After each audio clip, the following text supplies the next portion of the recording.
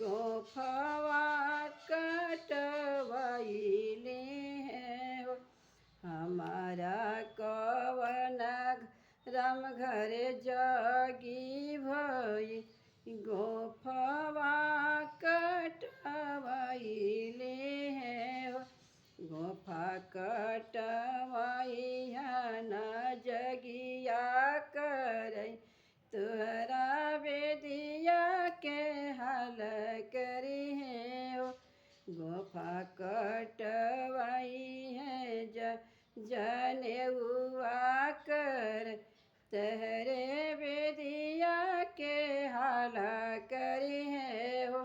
अरे यारे ठूठी परसनी गोफवा जानी छोड़ऊ।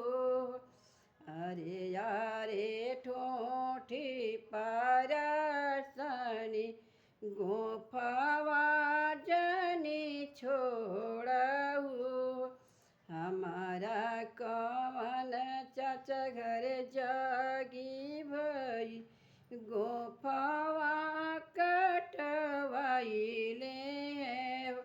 हमारा कवन चाचा के जगी भई गोफवा कटवाइले हो। गोफा कटवाई है न जगी करय तुहरे बेदिया के हाल करी है हो। गोफा कटवाई है न जगी करय तहरे बेदिया के हाल करी है हो। अरे यारे ठूठी परसनी गोफवा जानी छोड़हु। अरे यारे ठूठी परसनी गोफवा जानी छोड़हु। जमरा कवन भैया घर जगी भयो गोफवा कटवाइले हो। हमारा कवन भैया घर जगी भयो गोफवा कटवाइले हो।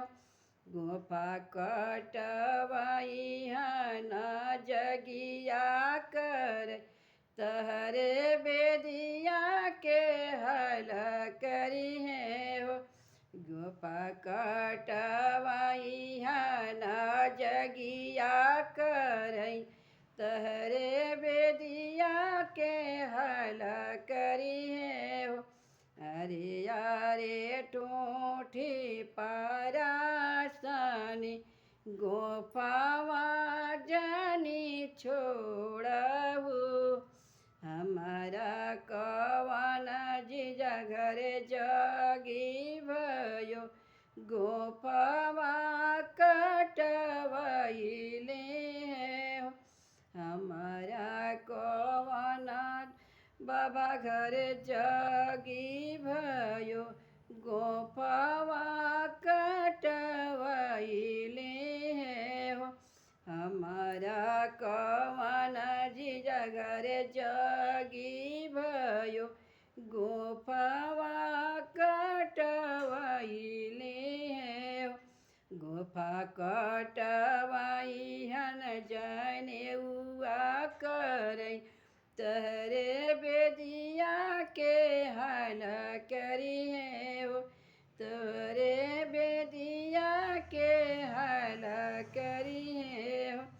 अरे यारे ठूठी परसनी गोफवा जानी छोड़